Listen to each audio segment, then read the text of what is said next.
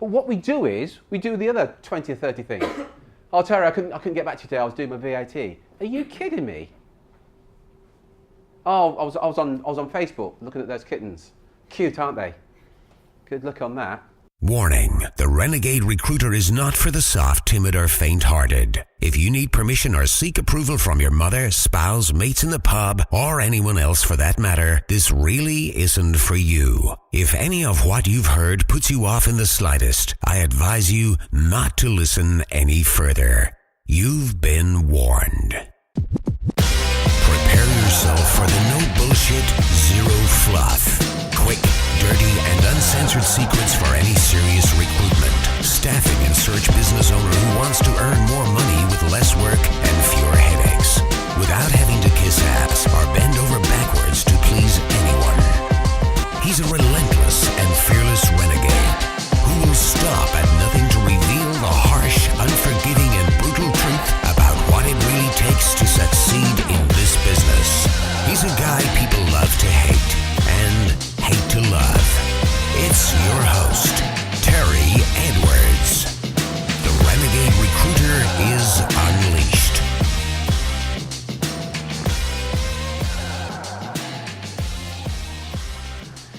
I often say this to guys, your success is your choice.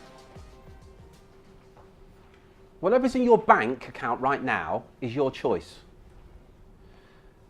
But here's the interesting thing, 1% of recruitment and search firm owners have 90% of the market, and they have 98% of the wealth. You can't do anything about those numbers, but you can choose which side you're going to be on. But it is a choice that you make. Is it easy? No. But once you make the choice, you commit to it, it's your choice. Sometimes clients say to me, oh, Terry, I'm sorry I didn't get back to you, I was really busy. Oh, by the way, clients say to you, you leave a message for them, because you just put a candidate forward or whatever, and they say, oh, sorry I didn't get back to you, Elaine, I'm really busy. Well, what they're really saying is, you weren't a priority. That's all. Because you leave them a message saying, I've got £1 million for you, can you get back to me straight away? Guess what? Not so busy now. It's your choice, and you will make that choice. Whatever you build last month, you may argue it and say, yeah, well, I've got a counter offer. It was your choice. It was the activity that you chose to put in. Again, go back to, if you've made that commitment to your kids, and then you think, oh, I know you like golf, I'll play golf for a few days. Guess what? You've made the choice to let your kids down, but it's your choice. Does that make sense now? Yeah? Does that make sense to everybody? Success is a choice, but it's your choice. Just on that, Terry, you're just a slight aside, but leaving voicemails, there seems to be sort of different views on that in the market as to whether they're effective anymore, whether you should be leaving them, or just keen to see. Yeah, we'll do it very quickly.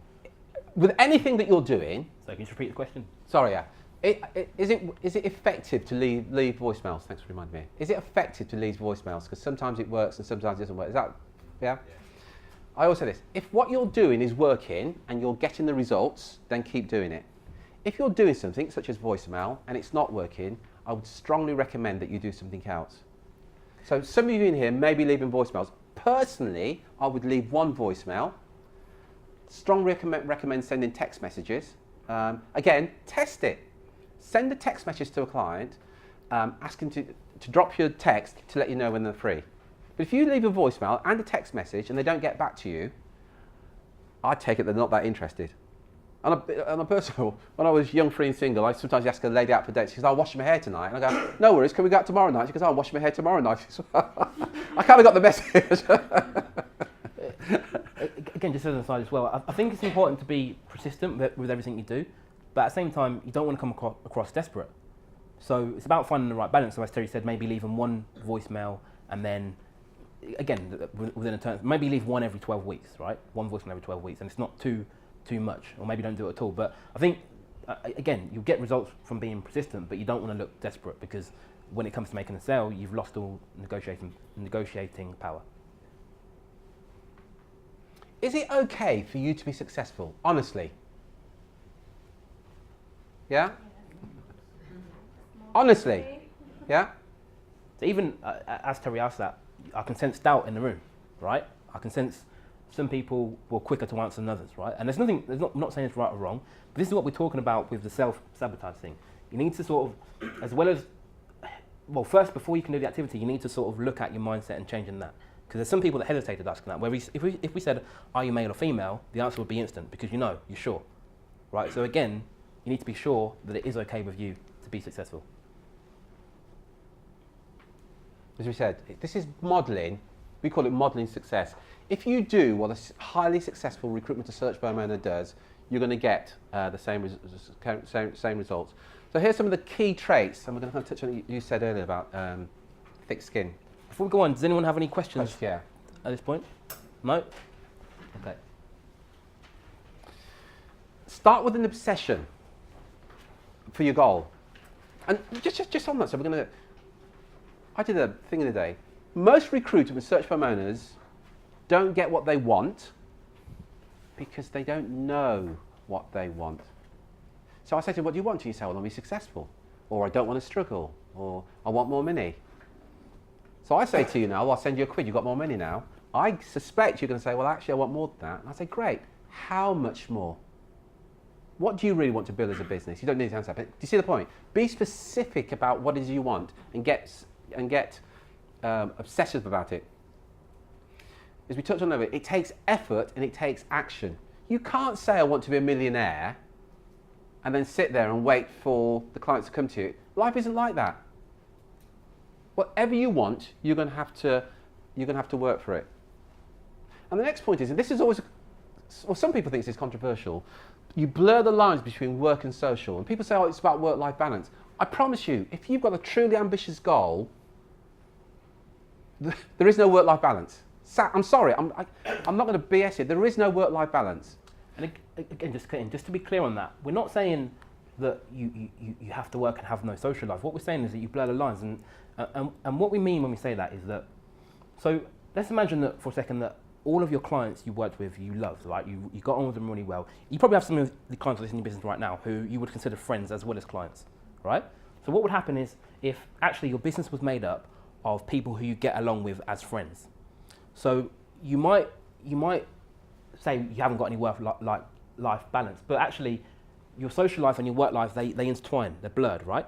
Again, I think at last elite meeting, Neil was saying that he's got a friend who, was it you? Yeah. Who's got, so it's a husband and wife team in the business, like it's two of them, and was it 2 million they did a year? 1.4 million in 1 year. 1.4 million a year. The way that they were able to achieve that was, again, blurring the lines between work and social. So his closest friends were his clients. So he was going on holiday with his clients, but the same way that we would go on holiday with our friends. So it's not about not enjoying yourself. It's not about not having a social life. It's about blurring the lines. And again, one of the main reasons you want to work with clients that you enjoy working with is so you're able to do that. Again, so we've got an elite group. Everyone in our elite group, the way we've built that group and the way we will continue to build that group, and we do it even from the beginning, right from the beginning when we acquire a customer, we are deliberately trying to attract people who will get on as friends before clients. We're looking at people who have the same central sense of humour as us, people who are interested in the same things. Everything we do is to attract those kind of people. So, I mean, we have a rule. We would never work with somebody one-on-one unless we are willing to have a drink with them in a bar with our families there, right? So it means that they're as well as clients, they're friends. So we'll be willing to spend time with them, not really outside of work, but on a social level as well as on a work level, because they're friends. And when you're able to do that, you think, right, everything's done based on relationships, right? All your clients buy from you based on the relationship you have with them. You've probably got people in your market right now, so clients that you want to work with who don't buy from you because they've got a friend who owns a recruitment business. So they're going to buy from them first. No matter if they're better or not, they're going to buy from them first. And you would as well. You've probably got people that you buy from because they're your friends. So what would happen is actually you grew your business and you built your business so that all of your ideal clients were also your friends as well. So you're not only picking clients based on their turnover sector, things like that. You're looking at the personality of the person you're working with and whether you get on with them on a friendly level. And then you blur the lines. So they come to your birthday parties, you go to their birthday parties, weddings, it's all blurred. So every time you're at a social event, actually, you're helping your business at the same time. Does that all make sense?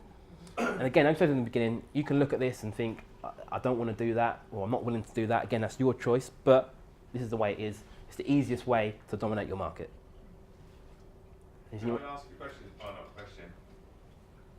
I'm 24/7 on my business, but because I plan to build, scale, and exit. But obviously, not everyone is in that same mantra either. So there might be others that are treating it as a lifestyle business that may not have that same obsession. And they're probably not here. That's fine. Yeah, absolutely. And again, absolutely. it's a choice. Yeah. There's extents to how far you can take all of this, right? So some people might dabble in it. Some people are going to be really extreme and really focused on it. And there's no right or wrong, as long as you're on the path that you want to be on, right? So you can. Everyone in here's got the right to whatever goals they want, but it's a method that works. Whether you take it on board or not is your choice, right?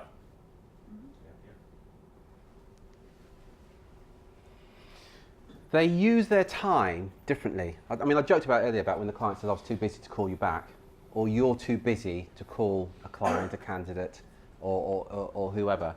We all have the exact same amount of time. In fact, I always forget the number. How many dollars? Is it 86,000? So you haven't finished the question. 86, I think it's 86. Seconds in a day. 86,000 something. It's called I think it's 86,400. Imagine somebody said to you, here's 86,400. It's yours in pounds, dollars, euros, whatever. It's yours. You can do with it as you please today. But here's the deal. What you don't use today, you lose. It's really as simple as that. You can do anything that you want, but what you don't use, you'll lose. It's fair to say you would do your utmost to spend as much, if not all of that, if you've got any sense, within those 24 hours. You have 86,400 seconds in a day. You either use it or you lose it. You're not going to get it back. It's as simple as that. You either use it or you lose it. And the top performers just use their time principle. You may have heard of the 80, let me just check in, are people familiar with the 80-20 principle? Is everybody familiar with that? Yeah? Just raise your hand if you are familiar with that. So everybody, you're not familiar with the 80-20 principle? Okay, just very quickly, an Italian economist discovered, I think it's 1700, that 20% of the land, 80% of the land was owned by 20% of the population, and it still applies now. So the clothes you have at home, you wear 20% of your clothes, 80% of your time, 80% of the time. Most of your business, 80% of your business comes from 20% of your clients. Anybody here employs consultants? 20% of your consultants are underperforming, approximately 20% are overperforming as well. And it won't be exactly 80-20, it may be 90-10 or whatever, but it's just the way it is. Now here's the thing. There are certain activities that you can do, if you just focus on those activities, it will give you 80% of your results. Guess what? Faffing about on Facebook and reading the stuff on Facebook and the cute little kitten probably isn't one of them. But we all, it's not criticism, by the way, we all do it at different times, and that stuff on YouTube, and your mate sends you a joke, or this funny clip or whatever, that isn't it. Faffing around perhaps with your VAT every quarter probably isn't it. Yeah? I'm not having to go at anybody, by the way, because I do it as well. We all do it at different levels. But certain activity, if I was to say to you, if you want to write this down, what's the 5 activities, if you were to do these simple 5 activities every single day on a regular and consistent basis, would mean that you would achieve your goal? There's probably only 4 or 5. But what we do is, we do the other 20 or 30 things. Oh, Terry, I couldn't get back to you today, I was doing my VAT. Are you kidding me? Oh, I was on Facebook looking at those kittens. Cute, aren't they? Good look on that. Whatever it is. The 80-20 principle, we're going to go into a bit more detail. But that's where you're going to get the results. Things such as bookkeeping, admin support, even answering the phone. If you're answering the phone, that is not good use of your time. By the way, you can outsource your telephone answering to a company that will do it for about 60, 70 quid a month, and they can take all the crap and handle everything. You can get a Google Diary, and they can handle. You shouldn't be, as an owner of the business, that's not where your money is. You're listening to the Renegade Recruiter Unleashed podcast. For show notes, additional resources, and podcast updates, head over to www.therenegaderecruiter.com. Let me just check it. Does that make sense? What's the activity The 20% activity is going to give you 80% of your results. I suspect it's having business development meetings with clients. I suspect it's getting proposals and quotes out there. I suspect it's interviewing candidates and getting feedback on that. There's certain activities you should be doing. If it's not going to add to your bottom line, I'd strongly argue against you actually doing it. You can get a virtual, in fact, on that point, you can get a virtual PA or marketing expert such as Samantha Gallagher. Just raise your hand, Sam, so people know who I'm talking about. That's Samantha Gallagher. And Sam works with the likes of Caris, Nigel and Lorna, and worked with Neil. And what Sam helps you with is implementing some of your marketing, because we're going to show you a bit later on about doing landing pages and ebooks and so on. You don't have to be an expert in doing that. Somebody like Samantha can do that all for you. You can outsource it to Samantha. I'm sober, honestly. You can outsource it to Samantha, and she can do all that for you. And she's done it a million times. We've done it a million times. We know the landing pages, by the way, that works. And we know the landing pages that won't work. And we can say, look, if you just do that, bang. Not because we're clever or anything. We've just done it so often, we just know what works. But talk to people like Samantha to outsource that activities. Anything you want to add to what I've said there, Sam? Excuse me. No, well, you said you were going to just chat a little bit later, so I don't want to. No, that's it. Mess with your flow. No. It's anything you want to add to what I've just said there about what you'd. No, I think it's a good point in terms of the best use of your time. You may well not be looking at a landing page and think, what the hell am I going to write on this? So somebody like me means that I can help you generate the leads, and you can be doing the important things like taking the meetings, following up, and making the calls, and delivering on recruitment assignments. So it just means you can focus your attention really where the money is. You can outsource doing your candidate management. So there's lots of companies out there now who say, we will manage all your back office stuff. So you'll pay them on the hour. So when you've got an assignment that you're working on, you want the handling of the interviews and liaising with the client, there's companies out there that can do it. That isn't good use of your time if you're doing that. And personally, as a recruiter, I hated all that liaising with the clients and with the candidates. And can you do this date? Why not outsource it? Yes, Nigel. It's more of a comment really, which is that one of the things I've learned, which is that don't feel guilty about not doing some of the things you don't like. If you've got a good team where there's somebody else who likes doing it or is good at it, get them to do it, and you can focus on what you're That's right. good at. Don't feel guilty about the I things. had to learn that the hard way. Yeah. There's lots of stuff I was doing. I was like, I'm just not good at this, and then you kind of do it badly, when you should have actually just given it to somebody else to do. Yeah. Make good use of your time. Yes, Matthew. To me, it's finding the right companies that will do that, though. I spend a lot of time trying to actually find the companies that will do the job properly. Okay. Post something in the discussion forum about that. But again, I wouldn't spend too much time doing that. And I'm talking about outsourcing things that you don't need to be a brain surgeon to outsource. So managing somebody answering your phone. There's loads of companies out there that can do that. Managing the interviews, I can introduce a few companies that can do that. You really don't need to be a brain surgeon. There's a company in the Philippines that will do your telemarketing. Somebody talked about how do you follow up the leads. Well, look, we'll show you how to generate leads. One of the challenges you have is then follow up on those leads. Well, what if you were to outsource that to a telemarketing company? We'll give you the details in the discussion forum. It's a telemarketing company. They're based in the Philippines.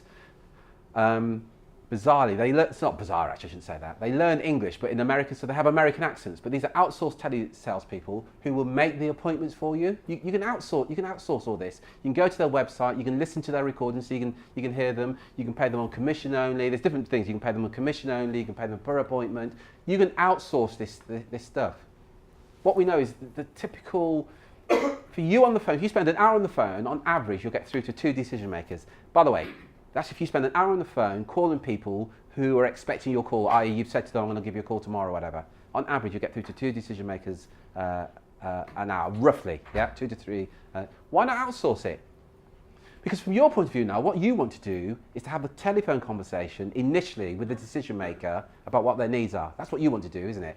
That's where the activity for you, that's where you're going to get the best results. Not spending an hour on the phone and not speaking to everybody, and we've all done that before, yeah? So what's the activity that you have to do that if you were to do that activity would give you 80% of the results? And it's usually, I said 7 or 8, and Drew says, well actually if you look at it, it's probably about 4 or 5 things.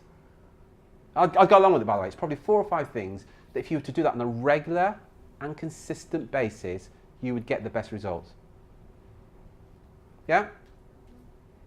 And that's not, obviously we're going to do 820 a bit later on in more detail, so I'll say that for there. Whatever you think about this next thing, top billers just embrace this. They're okay with it. Some people, and again, this is to do with your beliefs, have some discomfort about selling, oh, that's a bit too salesy or whatever. You're in recruitment and search. If you don't like it, I'd strongly suggest that you do that. Absolutely. Timid salespeople. Salespeople have fat kids then. Good point. Yeah. You really are the person, you're the head of sales, and you might be uncomfortable with the word sales, call it influencing, call it negotiating. You've got to get on top of that. The top billers, they're just on top of it. And they tend to be selling all the time. By the way, let me just check in. Put your hand up. Please raise your hand if you offer a good service to your clients, your candidates. Just raise your hand. That's everybody, raise your hand? Yep. Okay. Yep. If you do, it's your duty to sell your services to your clients and candidates.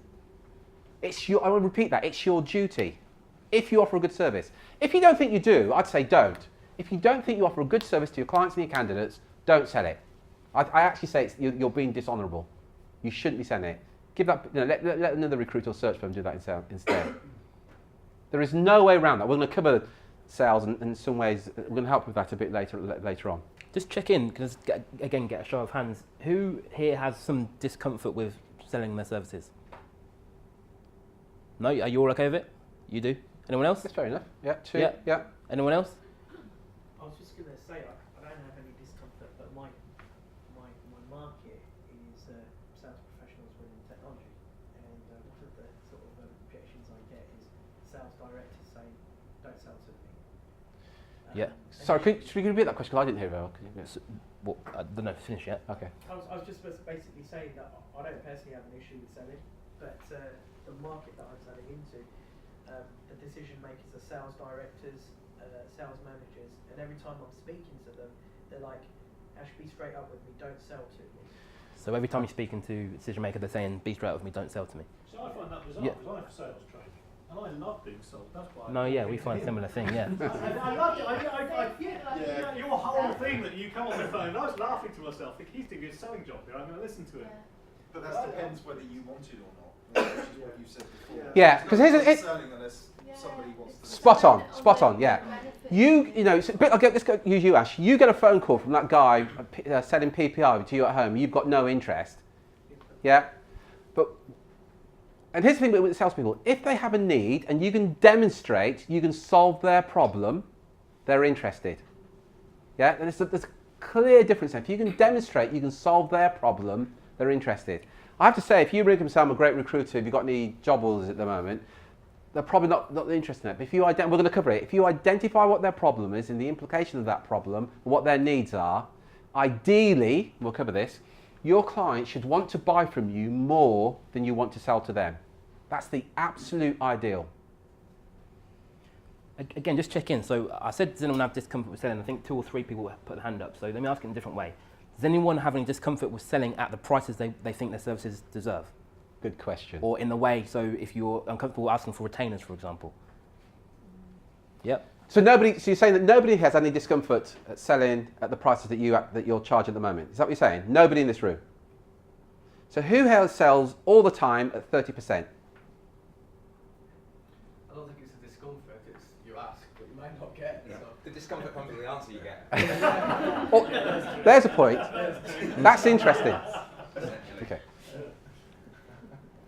You've made a really good. Won't do it now, but there's something in that. If you get discomfort in the answer that you get, what that means is you're not going to ask because of the discomfort you're going to get.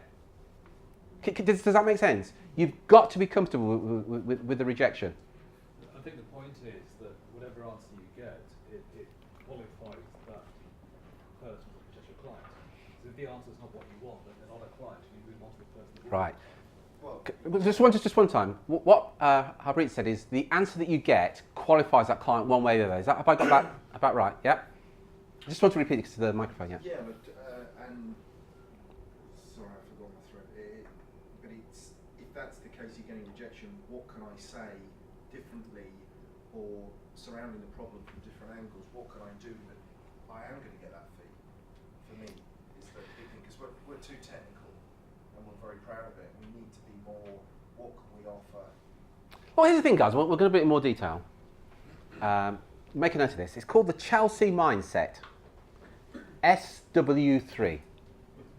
Some will, some won't. So what? That's from, I think it's Peter Thompson I got that from. The point I'm making, whatever technique you use, you're never going to get 100%. Oh, that's fantastic, REI. Where do I sign? Here's my credit. Life isn't like that. Whatever happens, you're going to get some form of rejection. But here's the thing. Getting that rejection will take you closer to the person that say yes. And that's just the way to view it. We used to work with I used to work with a guy called Matthew when I did this on my own. And this in the old days, he'd cold call. And you'd see him in the morning. I used to operate where I used to go into the recruiters and he'd go, Matt, how's it going? Fantastic. I've been on the phone for an hour and a half. 32 people have said no to me already. I was going, why is that good? He said, because I'm closer to the person who's going to say yes. So he just took the situation and made it mean something completely different. He embraced the rejection. He just took him closer to getting the yes. That was all. But can you see the change in the attitude? Just by doing that, he embraced the no. Yeah.